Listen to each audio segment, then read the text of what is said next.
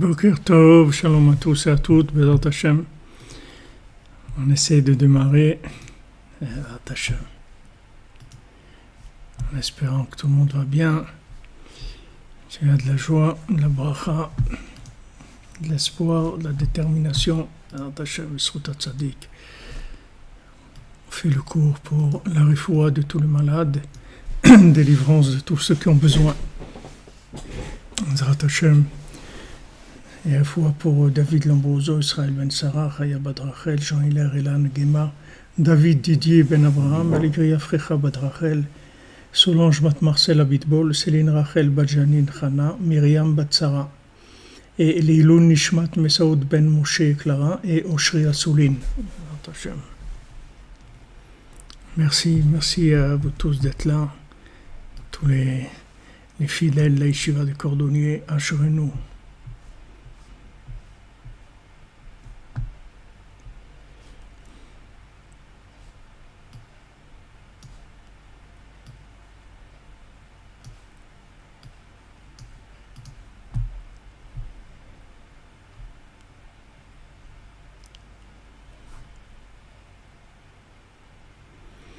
Merci Johnny Bouchard pour vos prières, votre intérêt, votre attachement au Mishkan, Bezat Hashem. C'est avec ça que le Mishkan il se construit, avec les retzonot, les vouloirs, les kissoufim, de languissement de chacun. Alors on est dans notre conte de la princesse qui s'est perdue. Alors quand on arrive au moment où il est Sameach Meod, il est très joyeux, parce que Baruch Hashem, il a vu qu'en fin de compte, c'est lui qui avait raison, et que ça existe, et que la princesse est bien là, dans le château en pierre précieuse de la montagne au nord. Alors à ce moment-là, celui qui dirigeait les vents, Shalom Emounet Tarouach, Mayakar Sham, il lui a demandé, qu'est-ce qui est précieux là-bas? C'est-à-dire, il lui a demandé quelles sont les choses qui sont chères et importantes là-bas. Amarlo shekolat varim hem sham beyoker gadol. Il a dit tout ce qu'il y a là-bas, c'est très cher. C'est très cher. Tout ce qu'il y a là-bas, c'est très cher. Il faut acheter ma pour Pénélope bat Anik.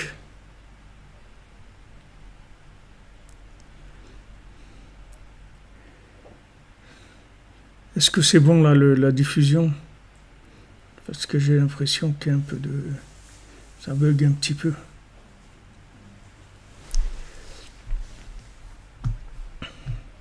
Ouais, la photo que vous voyez, c'est la photo du Mishkan. Elle est juste un petit peu retouchée, c'est tout. Les couleurs. Donc il lui demande en fait qu'est-ce qui est cher là-bas, c'est-à-dire quelles sont les choses importantes là-bas. Alors il lui a dit là-bas, tout est important, tout est très cher. C'est quand même étonnant qu'il lui pose ça comme question. Pourquoi il lui pose cette question-là? C'est-à-dire que, voilà, maintenant quelqu'un qui a cherché... il a cherché une grande partie de sa vie, je ne sais pas combien de temps il a cherché, peut-être 20 ans, 30 ans. Il a cherché la princesse. Quand il arrive, celui qui dirige les vents, il a le mérite que c'est grâce à lui que ça se passe, que ça se finalise et tout. Maintenant, il lui demande qu'est-ce qu'il y a là-bas de cher et d'important. Qu'est-ce qui est important là-bas? Qu'est-ce qui est cher? Elle lui dit là-bas, tout est très cher. Rabbeinu l'a dit, tout ce qu'on va vouloir faire pour moi, ça va être difficile. Si on fait quelque chose, c'est pas pour le rébé, ça peut marcher. Mais dès que c'est pour Rabbeinu, il dit même une petite chose, dès que c'est pour le rébé, ça va devenir difficile, devenir très difficile. Voilà, Ouman Rosh Hashanah, truc, pas d'accord ça. Yvette Rachel Bat Emily, Nilo Nishmata, Bezat Hashem. Si je peux, Bezat Hashem, je ferai Kaddish pour elle. Besimcha. Dès qu'il s'agit du tachlit, dès que il s'agit du but, c'est-à-dire d'une vérité qui a été purifiée comme ça par des années d'Idbodedut où il a pleuré, il a cherché, il n'a pas lâché, il s'est renforcé, il est tombé, il s'est relevé, il a cherché. Maintenant, quand il arrive à quelque chose, tout devient important. C'est pas, on peut pas dire voilà, ça c'est important et ça c'est moins important. Tout devient important. Rabbeinu nous dit tout ce que j'ai dit de faire, tout est important. Il n'y a pas des choses qui sont pas importantes. Parce que Rabbeinu l'a insisté par exemple sur le Der Eretz.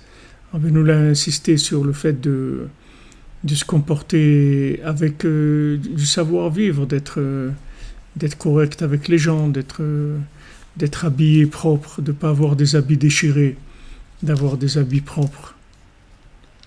Une fois, je ne sais pas qui c'était le Rav de Tchérin, je ne sais pas qui est-ce qui est arrivé à Ouman et il avait son vêtement qui était un petit peu déchiré.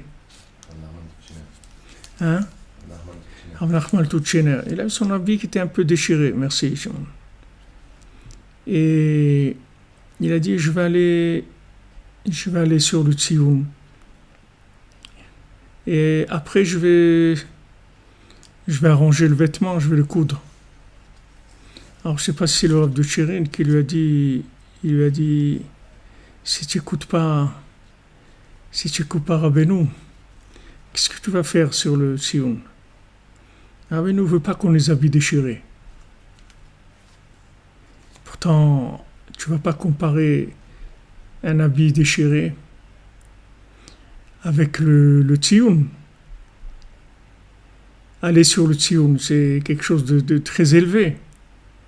Il y a un habit déchiré, ok, c'est un problème, on va le coudre, on va l'arranger, c'est pas...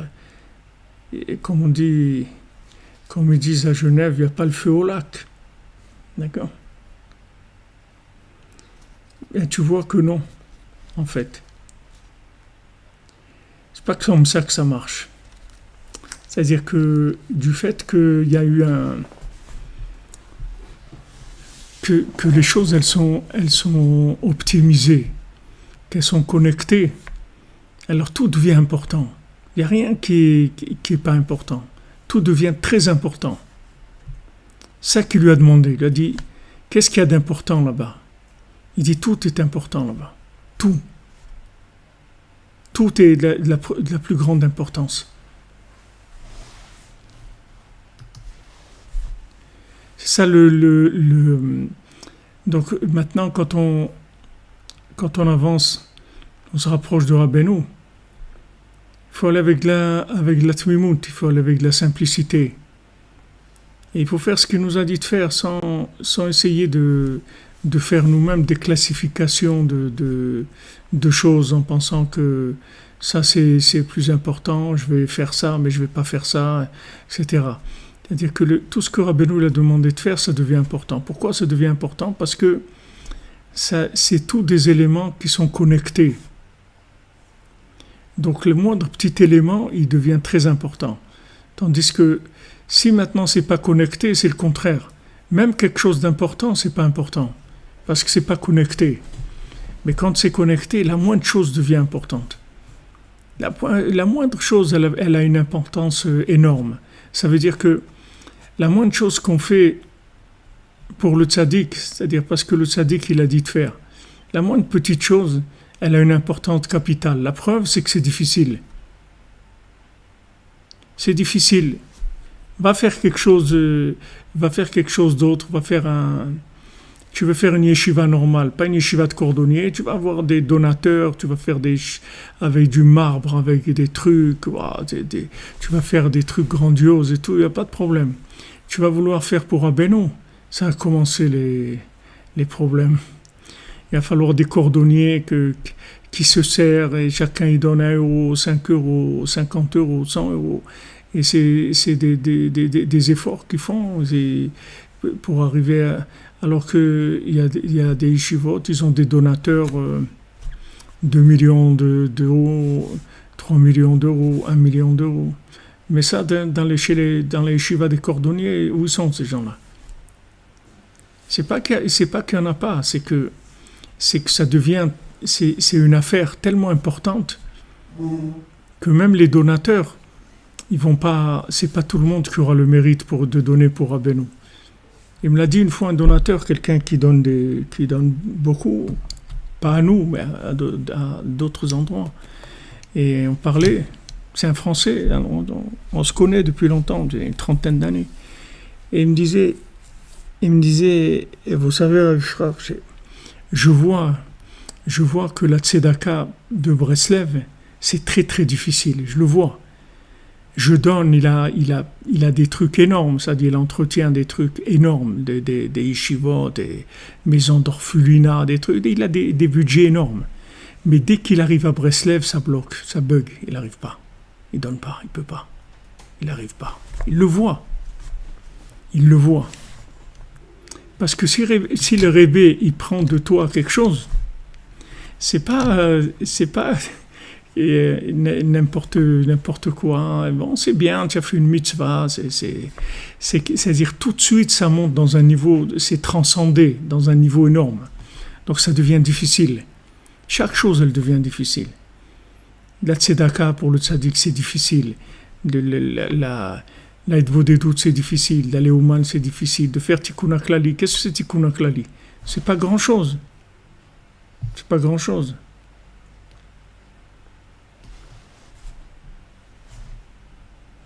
Un tikkun haklali, c'est 5 minutes, 10 minutes, qu'est-ce que c'est? C'est difficile, parce que le Rebbe, il a dit de faire. Du moment où le Rebbe, il a dit de faire, ça devient très difficile.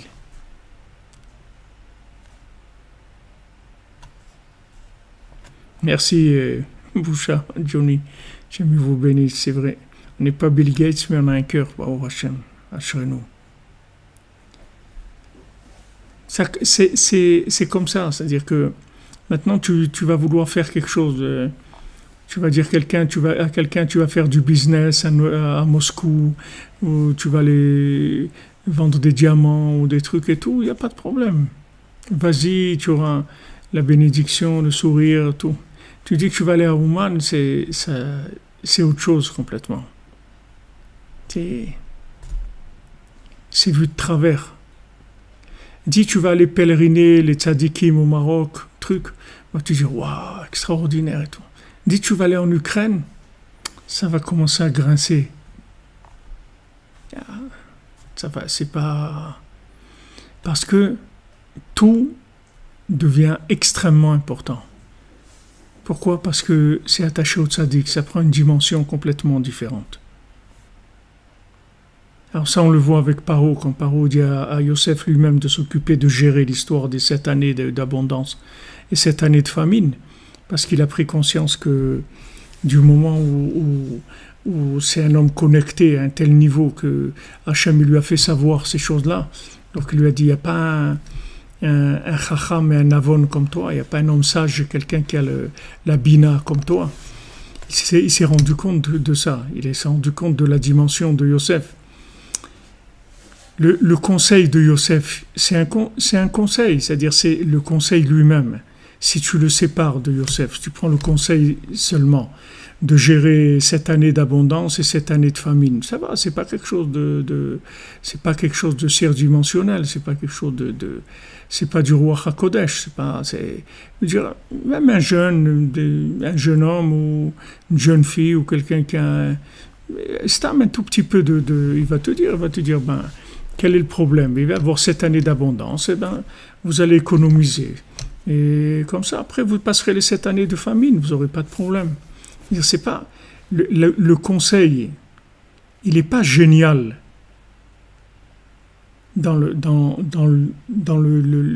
la réalisation du conseil, il n'est pas génial. Mais qu'est-ce qu'il y a de génial et de surdimensionné? C'est parce que ça vient de Yosef. C'est parce que c'est connecté avec Yosef. C'est ça qui lui donne cette dimension-là. Maintenant, si tu prends ce conseil-là et tu le gères, tu le fais gérer par une société de marketing, la chose, elle va perdre toute son importance. Pourtant, c'est la même chose. C'est la même chose. Au contraire, peut-être la société de marketing va te faire des programmes pour gérer les trucs ou stocker dans quelle région pour que les livraisons coûtent moins cher, les trucs. Il va te faire tout un programme et tout de gestion, tu vois, extraordinaire. Mais le problème, c'est que c'est pas connecté. C'est pas connecté. C'est juste géré dans l'horizontal. Donc, comme c'est géré dans l'horizontal, il n'y a pas cette dimension-là de l'alliance de Yosef. Quand il y a l'alliance, c'est autre chose complètement. C'est pour ça que tout ce qui se passe avec les gens qui se rapprochent de Rabbeinu, c'est surdimensionné. C'est pas des petites choses. Tout est d'une autre dimension. Le mariage, c'est une autre dimension. Le Shalom Bayit, c'est une autre dimension. Les enfants, c'est une autre dimension. L'éducation des enfants, c'est une autre dimension. Tout est une autre dimension. La Parnassa, c'est une autre dimension. Le Maaser, c'est une autre dimension. La Tzedaka, c'est une autre dimension. Tout est surdimensionné. C'est d'autres choses complètement. Complètement. Il a dit, tout ce qu'il y a là-bas, c'est VIP, tout.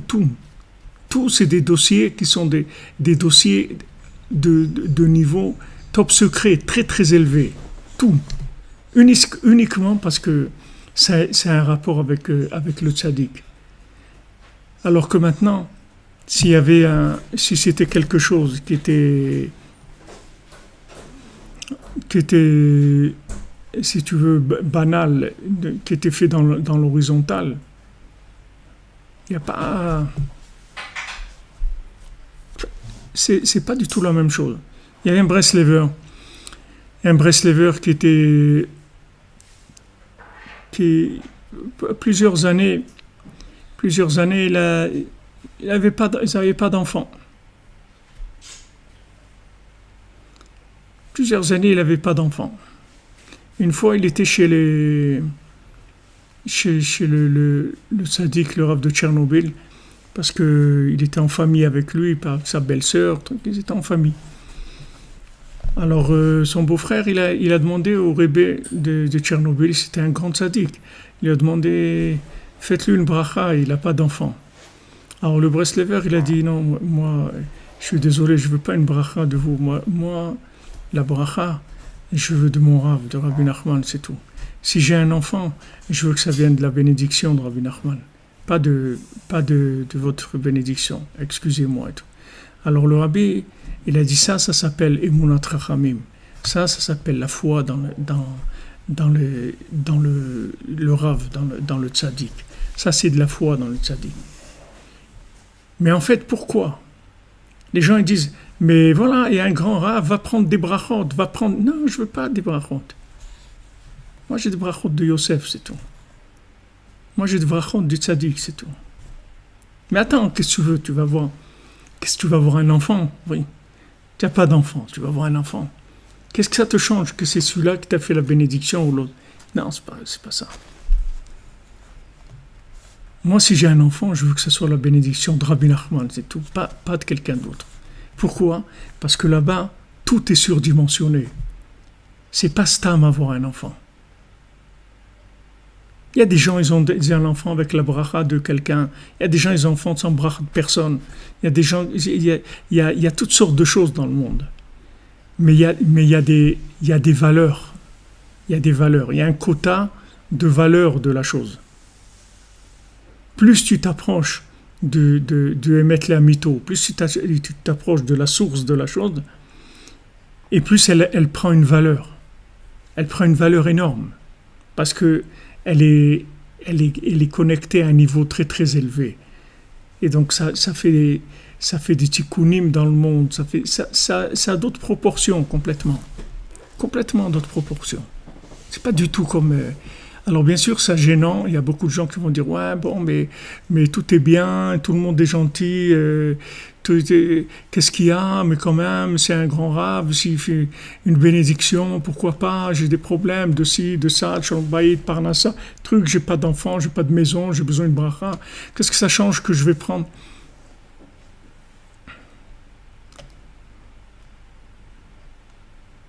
Ça m'intéresse pas.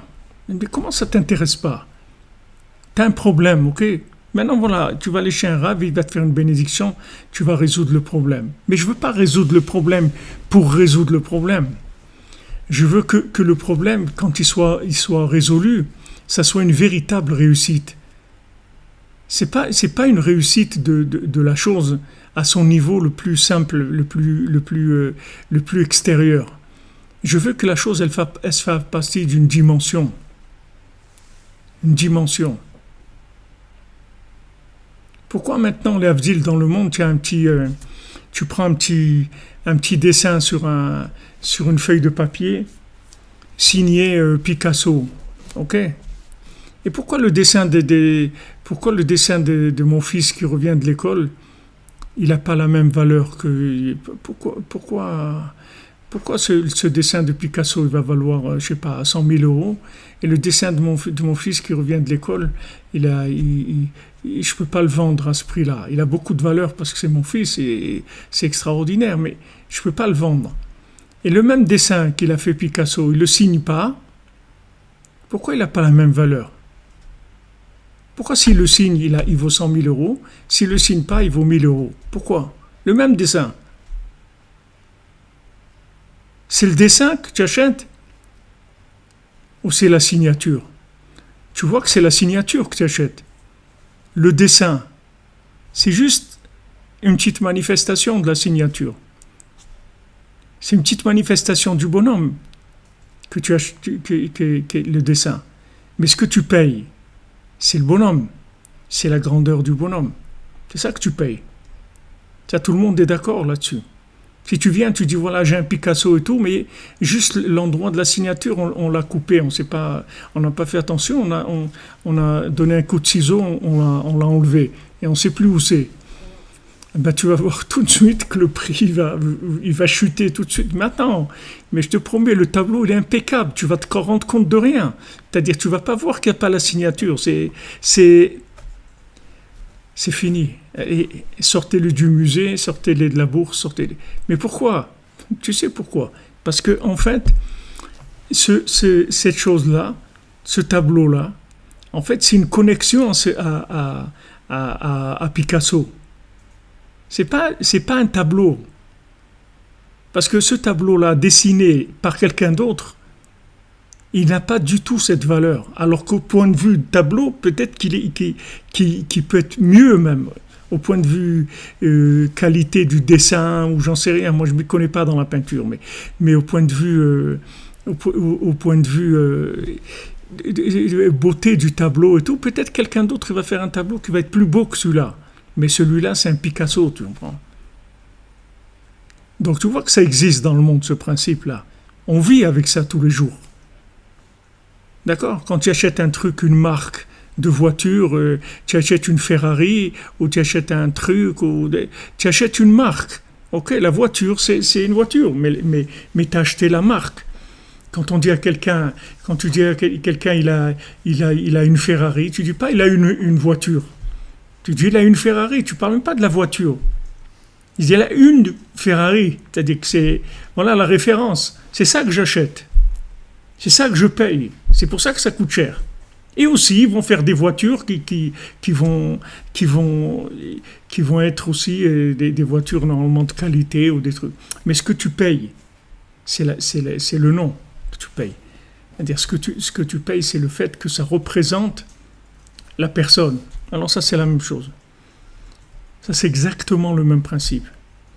Quand tu fais quelque chose pour Rabbi Nachman, tu fais quelque chose pour Hachem, 100%. Quand tu as un enfant avec une bénédiction de Rabbi Nachman, tu as un enfant d'Hachem. Tu vas me dire, mais tous les enfants, ils viennent d'Hachem. C'est vrai que tous les enfants, ils viennent d'Hachem. Mais il y a des enfants qui représentent Hachem depuis leur naissance et qui sont complètement connectés. Et il y a des enfants qui sont à la recherche d'eux-mêmes. Ils cherchent. Ils se cherchent, ils cherchent le tzaddik, ils cherchent Hachem, ils cherchent la vie, ils ne savent pas ce qu'ils sont venus faire, etc. Il y a des enfants qui naissent, qui sont déjà branchés. C'est une autre dimension complètement. Ça n'a rien à voir.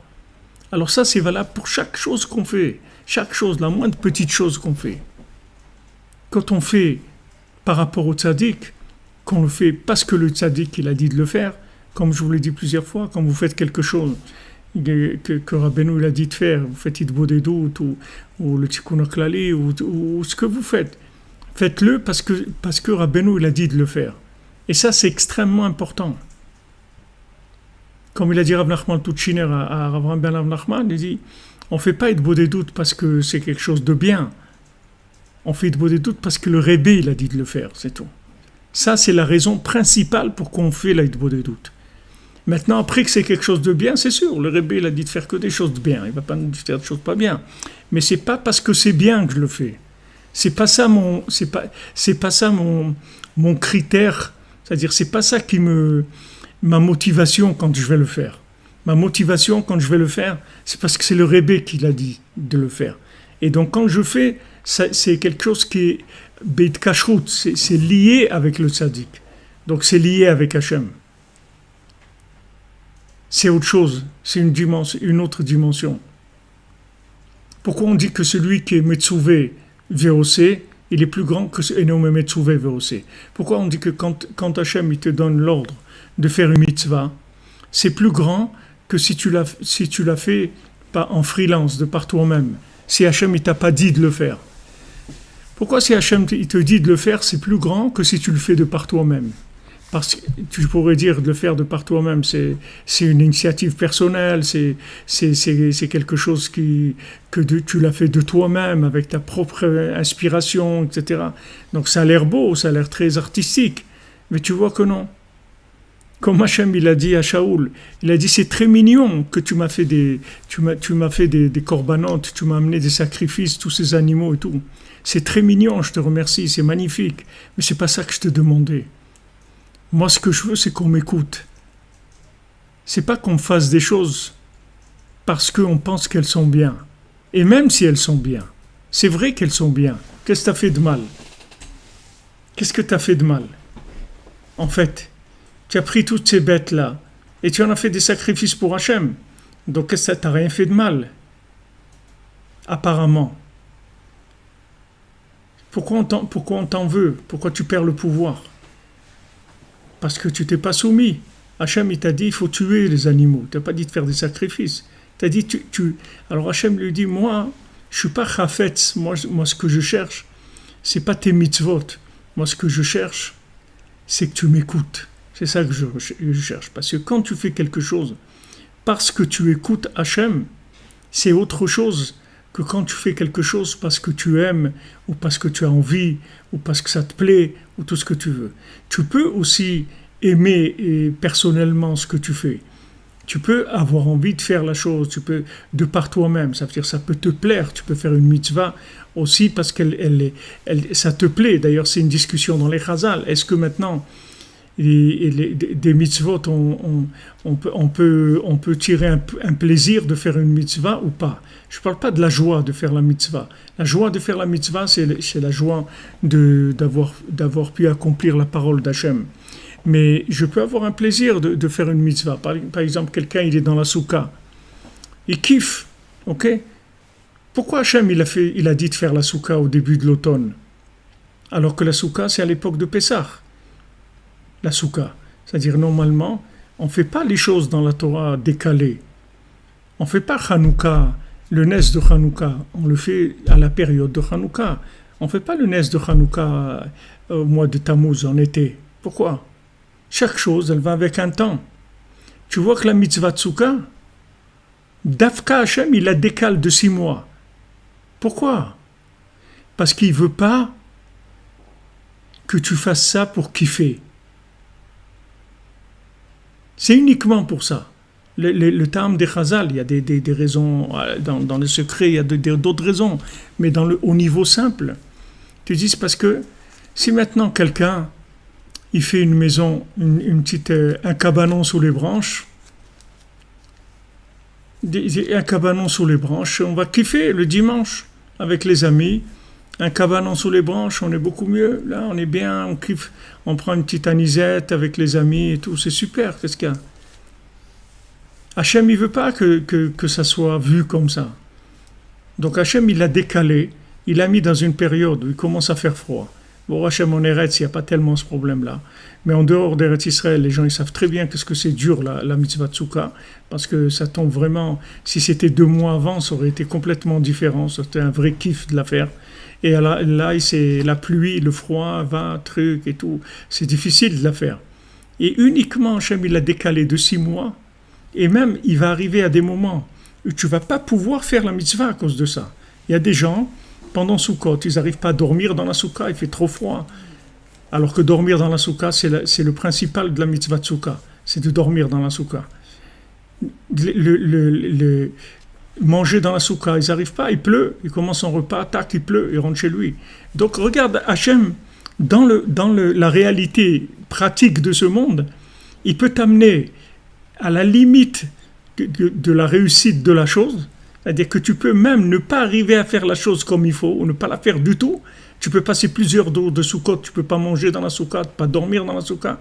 Alors tu n'as pas fait la mitzvah. Ça n'aurait pas été mieux de la faire en été, au moins on aurait pu la faire tout le monde. Non, c'est pas ça qu'Hachem il veut. Hachem il veut de la soumission. Parce que si tu ne te soumets pas, tu ne le fais pas exister à travers ce que tu fais. Pourquoi il t'a dit de faire ça?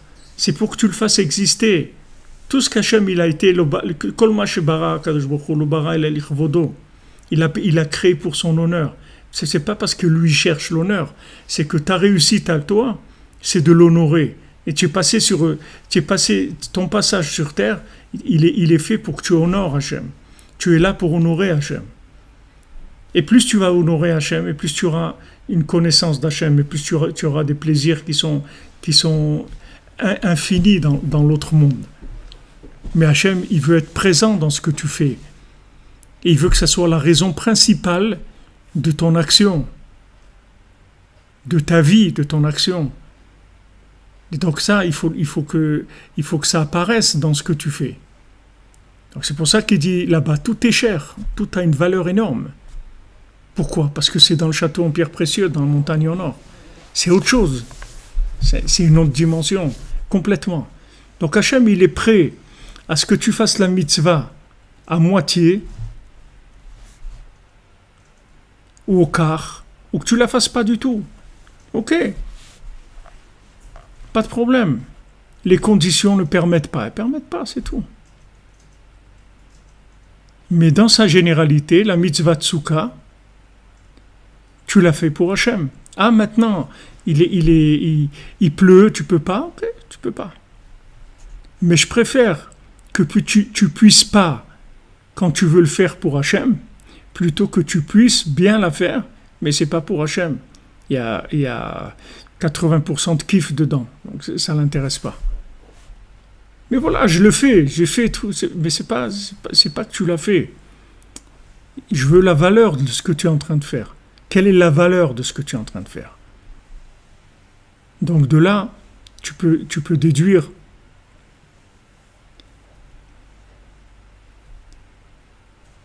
la grandeur, si tu veux, de l'attachement au tzaddik. La grandeur, l'attachement au tzaddik. C'est-à-dire, c'est quelque chose malheureusement, dans ce monde, on ne peut pas voir ce que ça veut dire.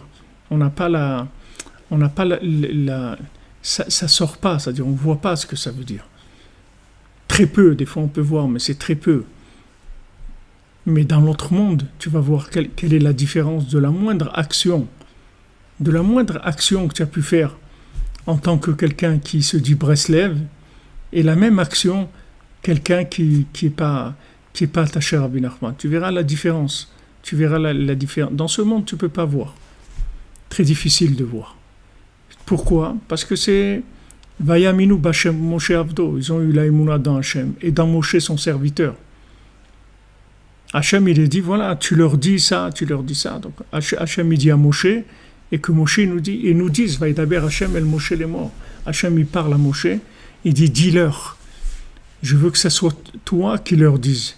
Comme des fois à la maison, il faut dire quelque chose à un enfant.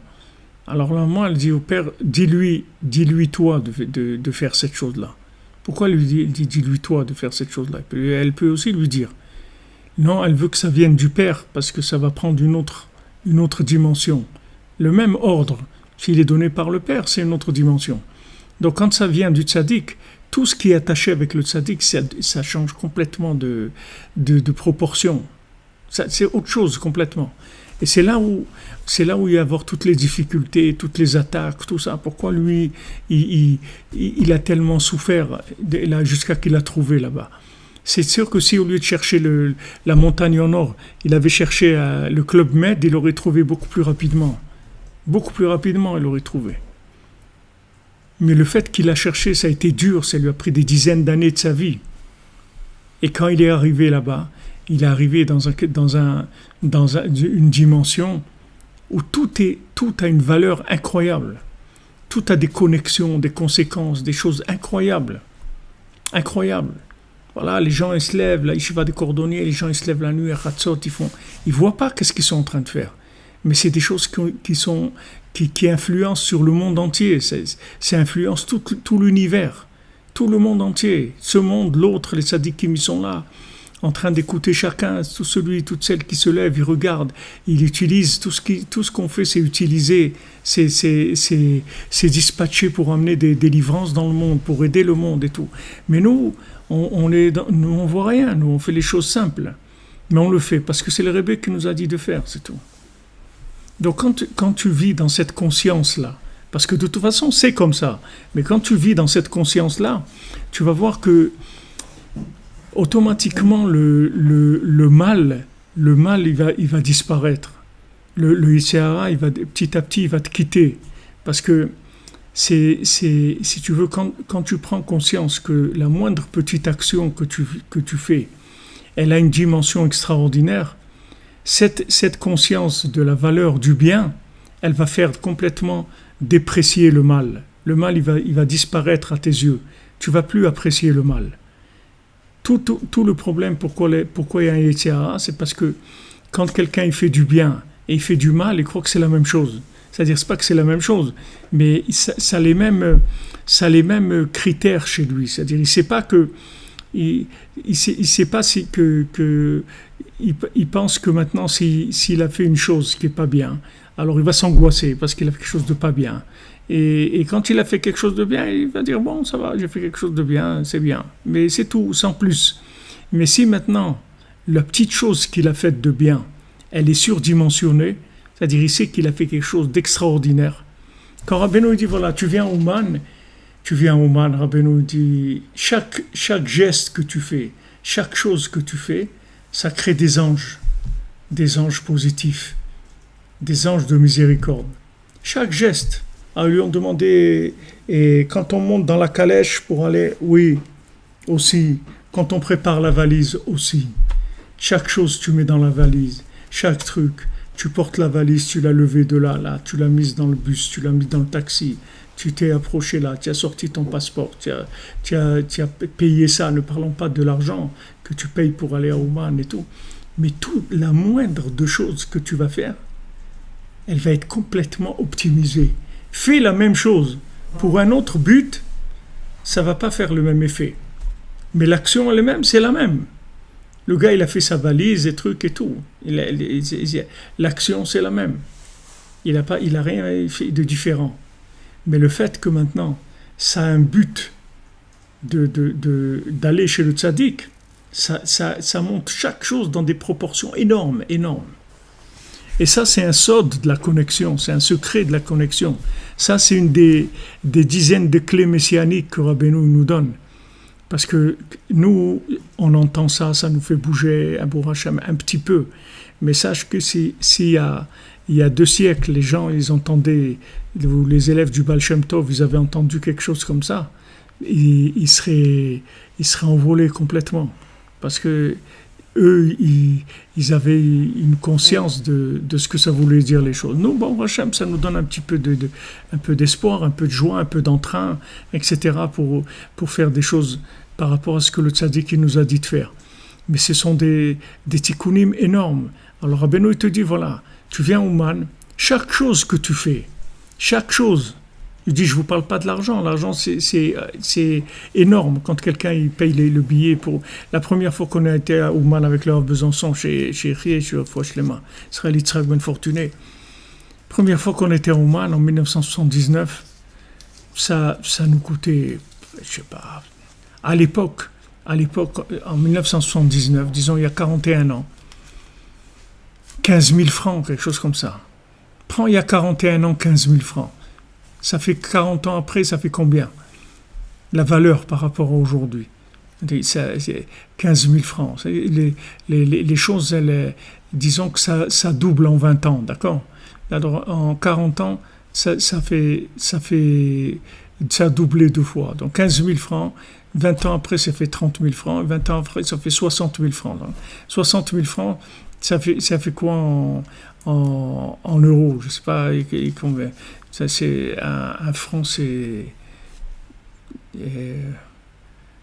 5, je crois que 1 euro, c'est 5 francs, ou un truc comme ça, ou 6. Bon, disons, c'est comme si tu payes 10 000 euros aujourd'hui, disons. 10 000 euros pour aller à Ouman. Je me rappelle, on empruntait, il y avait une caisse à Aix-les-Bains qui prêtait, on empruntait, on faisait des chèques, on remboursait sur toute l'année, on donnait des chèques de 1 000 francs par mois pour rembourser sur une année entière. Ça coûtait très très cher. Ça a coûté mamache très très cher, c'est-à-dire c'était une aventure, un truc énorme, c'était un coût énorme. Alors qu'aujourd'hui, tu as des billets à 100 euros pour aller à Ouman, 200 euros pour aller à Ouman. Des Retz, il y a des gens qui m'ont dit ça leur coûte moins cher d'aller à Ouman, passer Shabbat, que de le passer chez eux, ici en Eretz.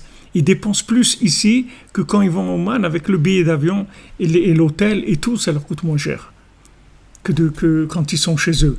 C'est-à-dire que vraiment, on ne peut pas imaginer la miséricorde que c'est, mais ça n'enlève pas la valeur de la chose. La valeur de la chose, c'est la même, elle n'a pas changé.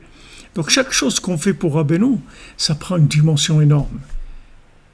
C'est autre chose complètement. Maintenant, nous, on ne voit pas ça. On n'a que la Emouna, on ne peut pas voir ça, tester. On n'a pas un testeur qui nous un testeur d'énergie pour savoir combien il y a d'énergie là-dedans. Mais il faut savoir il faut se renforcer là-dedans, de savoir que chaque chose qu'on fait, parce que le tzaddik qui nous a dit de faire, c'est un très très grand mérite. Chaque chose qu'on peut faire en attachement au tzaddik, c'est un très très grand mérite. C'est un honneur pour Hachem. C'est une révélation de l'honneur d'Hachem qui est très très grande. Parce que le tzaddik, il traite aussi tout ce qu'on fait. Il prend nos prières, il prend notre avoda, il en fait des choses. Il fait des choses quand on est attaché à lui. Il fait des choses avec ce qu'on fait. Il fait des réparations dans le monde. Il fait des choses. Il utilise les choses qu'on fait pour faire des choses extraordinaires. Mais nous, on ne voit pas ça. Nous, on doit faire simplement. Mais il faut le savoir. Ça, c'est une clé qui est très très importante quand tu vis en attachement au tzaddik, qu'on t'appelle Breslev, que tu es Breslev. Ça veut dire que maintenant, tout ce que tu vas faire, ça va prendre une autre dimension. Une autre dimension. C'est pas du tout la même chose. Et il y a des actions qui sont faites. Les mêmes actions peuvent être faites par d'autres personnes dans le même domaine, etc. Et ça n'a pas du tout les mêmes conséquences dans le monde.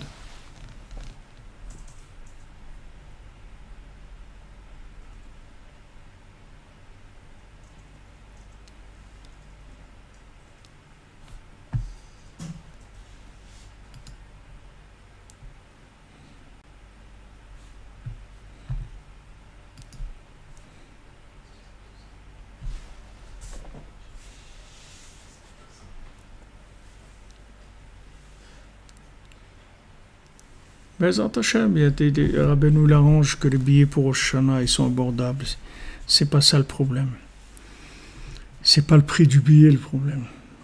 Rabbeinu, il paye le billet aussi. C'est pas ça le problème. Le problème, c'est d'avoir le mérite d'être invité par le tzaddik. C'est ça le problème. Si le tzaddik il invite, il paye tous les frais. ואמר לו שכל הדברים הם שם ביוקר גדול. ואמר הממונה על הרוחות להשני למלכות. Alors celui qui dirigeait les vents, il a dit au second du roi, באשר שזה זמן גדול כל כך שאתה מבקשה. Puisque ça fait tellement d'années, tellement de temps que tu la cherches. וכמה יגיעות שהיו לך. Et combien tu t'es fatigué. Combien tu t'es fatigué pour en arriver là. ואולי יהיה לך אתה מניעה מחמת ממון. Parce que peut-être maintenant, tu auras une difficulté à cause de l'argent, que ça va t'empêcher de faire ce que tu as à faire. על כן אני נותן לך כלי. Je vais te donner un récipient, un כלי. כשתושיט ידך לתוכה, תקבל משם מעות. Quand tu mettras ta main dans ce keli, dans ce récipient, tu recevras de là-bas de l'argent. וגזר על הרוח הנ"ל, שהוליך אותו לשם. Et il a décrété sur le souffle, sur le vent, il lui a dit tu l'emmènes là-bas maintenant. Donc on voit que vraiment ce chef-là sur les vents, celui qui dirigeait les vents, il est dans une compassion totale avec lui, il est rentré avec lui complètement dans son trip, comme on dit. Il lui dit voilà, ça fait tellement d'années que tu l'as cherché et tout, que Baruch Hashem maintenant t'es arrivé et tout, mais c'est tellement dur. Maintenant, il ne faut pas que tu aies difficulté d'argent. Donc voilà, je vais te donner un cli que quand tu as besoin, tu mets ta main dans ce cli et tu prends l'argent. Alors, le Rabbeinu aussi, il nous dit ça. Il dit, regarde, ça fait tellement d'années que tu cherches le tzaddik. Ça fait tellement de réincarnations que tu es venu dans ce monde pour chercher le tzaddik. Maintenant que tu as trouvé le tzaddik, tu vas avoir des problèmes d'argent. Tu vas perdre ton temps pour les problèmes d'argent. Alors je vais t'arranger que la parnassa elle soit facile. T'arranger que la parnassa soit facile, qu'elle soit pas difficile. Pourquoi? Pour que tu puisses te consacrer à ce que tu dois te consacrer, à faire une bodédout, à faire chatzot, à faire... Il y a des gens, ils n'arrivent pas à se lever à chatzot parce qu'ils travaillent tard, par exemple le soir. Ils finissent de travailler à 22h ou des choses comme ça. C'est difficile pour eux après, comment ils vont faire? Pour se lever à chatzot, ils rentrent à la maison, il faut s'occuper un peu, tout ça. Ça devient très difficile pour eux. Donc le tzaddik qui donne une bracha pour que la parnassa soit facile, pour pas qu'il y ait une ménia à cause de ça. Donc on voit que aussi ça va être la difficulté principale. La difficulté principale, elle va être là-dedans, c'est-à-dire que le Yetzer Hara, il va nous attaquer là-dedans. On va passer beaucoup de temps à travailler et on va pas avoir le temps pour s'occuper de la connexion, c'est-à-dire de faire des choses connectées avec le tzaddik. Le Yetzer Hara, il nous attrape là-dedans. Donc il y a une bracha que le tzaddik il donne pour que la parnassa soit facile. Donc ça, on peut demander une bracha à Rabbeinu qu'il nous donne une parnassa facile, qu'il intervienne pour qu'on ait une parnassa facile, de manière à ce qu'on ait le cœur libre pour pouvoir faire ce qu'il nous a demandé de faire. Il nous a demandé de faire des choses. Ok, et pour ça, il faut du temps. Pour faire une bodédout, il faut du temps. Pour faire chatzot, il faut du temps. Il faut des conditions de vie, etc. On demande d'intervenir pour nous. Alors, comme on dit, c'est-à-dire, quand les gens me demandent, mais est-ce on prie le tzaddik? On ne prie pas le tzaddik, on prie Hachem. Mais on demande au tzaddik de nous faire, de nous bénir, de s'occuper de nous, etc. Ça, on peut demander à Moshe Rabbeinu, il n'y a pas de problème. Mais quand on fait une prière, la prière, elle est vers Hachem.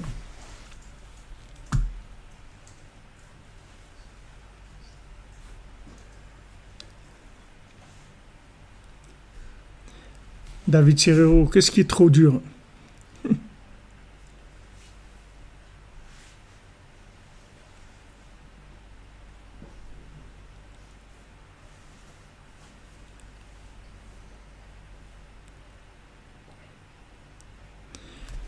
Qu'est-ce qui est dur, David? Qu'est-ce qui est dur? De se lever à Hatzot, c'est dur. C'est dur parce que on n'a pas T'as rien raté, David. Tu n'as rien raté. Tu es avec nous. Même quand tu dors, tu es avec nous. Ne te fais pas de soucis. Ça, c'est une yeshiva. C'est pas une yeshiva de pointage où il y a la pointeuse avec la carte là quand tu rentres.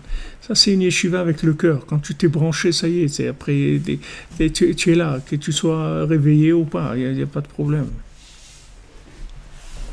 Bezat Hashem, ne te fais pas de soucis. Voilà, Bezat Hashem, alors on demande, Bezat Hashem, tous les gens qui sont là, tous les gens de la Yeshiva, cordonniers, que les rébés, ils interviennent pour que tous, ils aient une parnassa facile, que tous, ils aient une vie familiale facile, l'éducation des enfants facile, que chacune trouve son zivouk facilement, et que ça se passe bien, que ça soit agréable. Parce que bien sûr, comme tout a une valeur énorme, vous comprenez que si vous avez chez vous, dans votre bureau, que des Picasso sur le mur, et vous avez des Picassiettes qui vont passer par là. Les gens, si vous avez que des Picasso sur le mur. Heureusement que les gens ne savent pas, que c'est rien que le Satan qui sait. Si les gens ils savaient, que les gens ne savent pas. Mais le Satan, il sait. Donc, dès que quelqu'un commence à se connecter avec Rabbi Nachman, ça commence les soucis. Parce que il y a des valeurs. Parce que tu mets des tableaux de Picasso sur ton bureau, sur les murs de ton bureau. Ton bureau, il vaut des millions. Donc, tu dois faire attention. Tu dois protéger, tu dois mettre des systèmes de sécurité parce que ce que tu fais, ça a beaucoup de valeur. Donc voilà, on demande au tzaddik la bracha pour tous les inyanim, que ça vienne facile et que ça soit aussi facile et agréable à vivre. Et le tzaddik, il veut que ça soit facile, il veut que ça soit agréable. Le tzaddik, il veut pas ne croyez pas que Rabbi Nachman, il veut qu'on souffre, il veut que ça soit agréable. Il veut qu'on soit heureux, Béhémet. C'était le signe des Breslevers. Toujours les Breslevers, ils étaient souriants, rigolaient, tout le temps. C'est que depuis quelques années que les Breslev, ils ont commencé à s'angoisser. Mais avant, les Breslev, ils étaient toujours joyeux. C'était un des signes de Breslev, toujours joyeux, avec le sourire, toujours agréable, toujours. C'est ça, Breslev, c'est comme ça.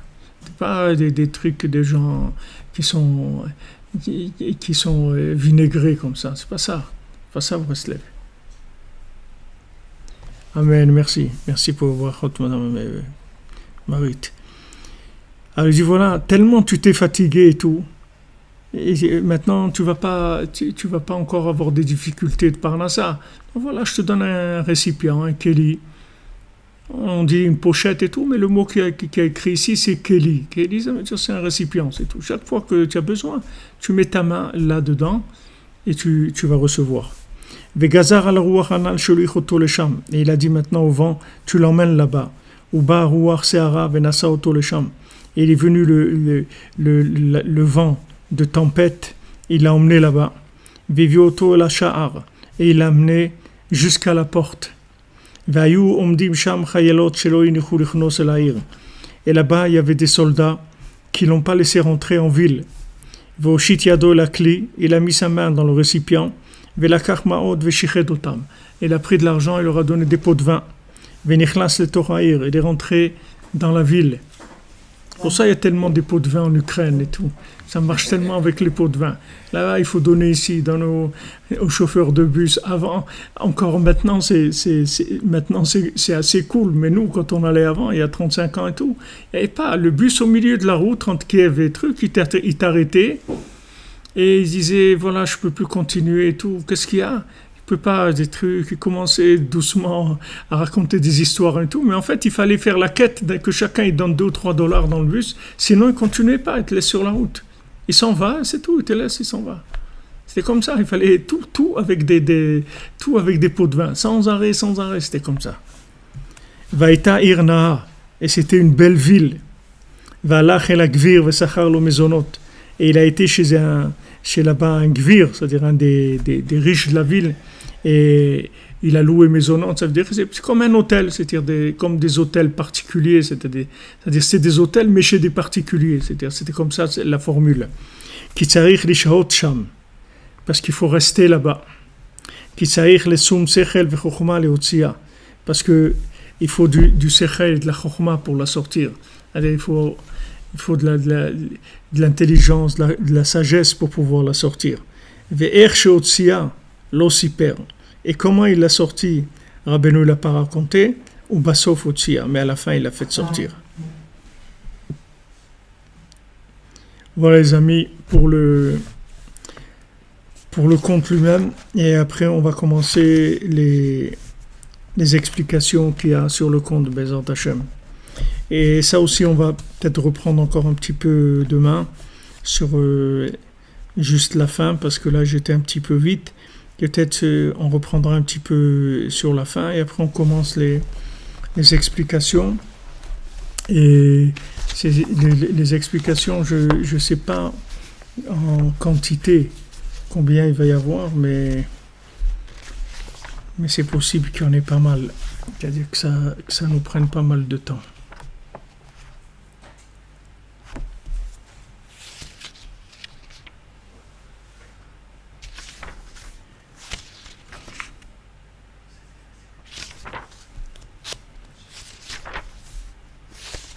Avedat Bat Melech.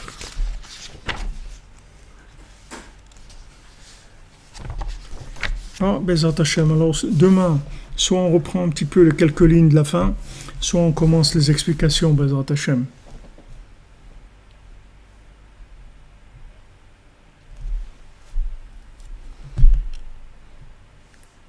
Ashrenu. Merci les amis d'être là. Merci d'être là et on continue. Hashem bracha ve'atzlacha dans tout ce que vous faites. Hashem vous bénisse, il vous donne tout facilement, large et facile. Tous vos projets qui se réalisent facilement. Vous n'allez pas peiner pour les choses, que ce soit facile. Tout vienne facilement, Bezrat Hashem.